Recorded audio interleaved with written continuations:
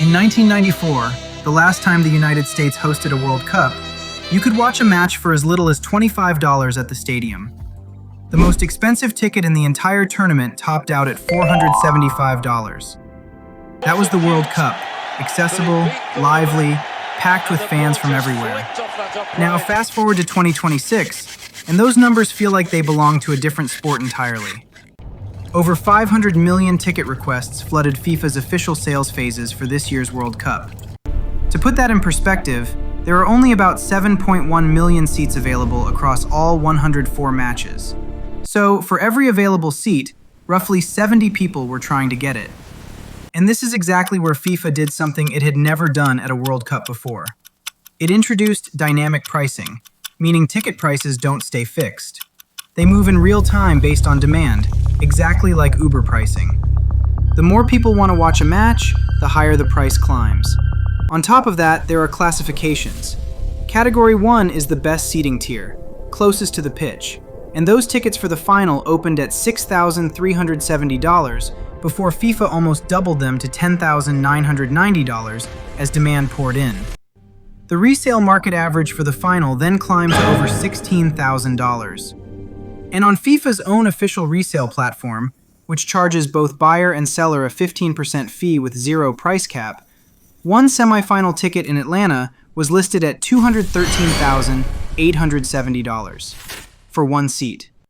The average resale price across the entire tournament sits at $1,603, which SeatPick, the world's largest live events ticket aggregator, described as unlike anything ever seen for a football tournament. FIFA did release a small number of $60 tickets described as being for loyal fans, but fewer than 600 per match were made available that way, and with 500 million people competing, they were essentially impossible to reach. And here's where it gets even worse for fans traveling internationally, because once you've somehow secured a ticket, you still have to get there and stay there. Hotel prices in host cities jumped over 300% the day after the tournament draw was announced. And this is where the uncomfortable question starts forming. When the cheapest way into the world's most popular sporting event costs more than a month's salary in most of the countries whose teams are actually playing in it, who exactly is this tournament for? And if you thought the ticket prices were the problem, wait. Because for fans from dozens of countries, the bigger barrier isn't money at all. It's physically getting into the United States. Under policies introduced by the Trump administration, citizens from 50 countries are required to post a bond of up to $15,000 just to obtain a temporary U.S. visa.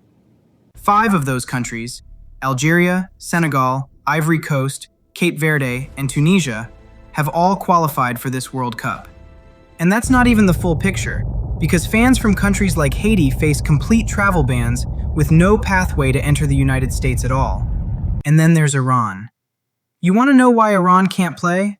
Because someone decided that starting a war while also hosting the World Cup was apparently fine. The US and Israel launched military strikes against Iran in February 2026, killing Supreme Leader Ayatollah Ali Khamenei, and Iran's sports minister subsequently announced on state television that under no circumstances could they participate in a World Cup being held on the soil of the country currently at war with them. A national team, eliminated not by a result on a pitch, but by geopolitics. And that sentiment is perhaps best captured by a Senegalese fan named Jibril Gay, who told the Associated Press simply, "If the US is barring certain visitors, then the country shouldn't agree to host the World Cup." Football has always sold itself as the universal sport, the one game that belongs to everyone. But when fans from qualifying nations physically cannot enter the host country, that promise starts to collapse. But the question is, how did the United States even end up hosting this tournament in the first place? The answer is almost entirely economic, and it was made clear from the very first vote. In 2018, FIFA members gathered in Moscow to decide between 2 bids: the United 2026 bid from the US, Canada, and Mexico, and Morocco. Morocco promised FIFA a profit of $5 billion. The United States bid promised $11 billion in profit from $14 billion in total revenue. FIFA voted 134 to 65 in favor of the United States. The math was simple, and FIFA President Gianni Infantino, who had told Congress that FIFA was clinically dead, when he took over in 2016, needed that money badly. And the US delivered exactly what FIFA wanted commercially.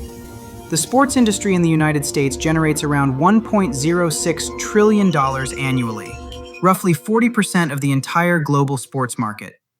American stadiums, American broadcasters, American sponsors, all too lucrative to utter the word no. The 2026 World Cup is projected to generate $80 billion in global gross output, with the United States capturing $30.5 billion of that, nearly 40% of the global total, from just 78 of 104 matches played on its soil. Well, FIFA also came to America with something else in mind: to learn. The Super Bowl is the most lucrative single-day sporting event on Earth. A 30-second advertising slot during the 2025 Super Bowl cost brands $8 million on average. The halftime show, artists like Katy Perry, Beyoncé, and Rihanna performing to 100 million viewers, has become its own global cultural moment. And when FIFA tested its 2025 Club World Cup in America, it started borrowing directly from that playbook. Individual NBA-style player introductions were trialed. And for the 2026 World Cup final at MetLife Stadium, the same venue that hosted Super Bowl 48, FIFA has confirmed a halftime show for the very first time in World Cup history, with Coldplay's Chris Martin helping curate the lineup. A tournament that started in 1930 with 13 teams in a field in Uruguay now has a halftime show modeled on the NFL. Which brings you to the question of what this is all actually for. Because the United States is the world's largest commercial market, and FIFA, under Gianni Infantino, has made a clear decision to orient football toward that market, regardless of what it costs players, fans, or the sport's own stated values. And while soccer has genuinely grown in America, a recent Economist survey found 10% of Americans now call it their favorite sport, overtaking baseball for the first time. American football still commands 36% and basketball 17%. Football's heartlands are in South America, Africa, Europe, and Asia. The fans who built this sport, who filled stadiums in Senegal and Iran and across 3 continents for generations, are now being priced out or locked out of its centerpiece event. And the players aren't being protected either. In the summer of 2025, FIFA held a club football tournament, 32 teams playing through June and July, immediately after European domestic seasons ended. FIFPro, the Global Players Union, said the expansion could have serious consequences for player welfare and confirmed they were never consulted before FIFA announced it. And here's the thing: summers in the United States can hit 35 degrees Celsius across host cities like Miami, Dallas, and Los Angeles, and matches are scheduled before late afternoon when the heat is at its worst. A European team physician told Al Jazeera directly, "We are pushing bodies to limits they were not designed for." Barcelona's Rafinha publicly blasted the tournament, saying players had no voice in any of it. Jurgen Klopp put it more bluntly. Talking to FIFA about player welfare, he said, was like talking to his microwave, because of more impact. Player unions threatened legal action, and FIFA pressed on anyway. That is the 2026 World Cup. The most expensive, most logistically complicated, most geopolitically fraught tournament in the history of the sport. And the question of whether it serves football, or just serves FIFA's balance sheet, is one nobody at the top seems willing to answer.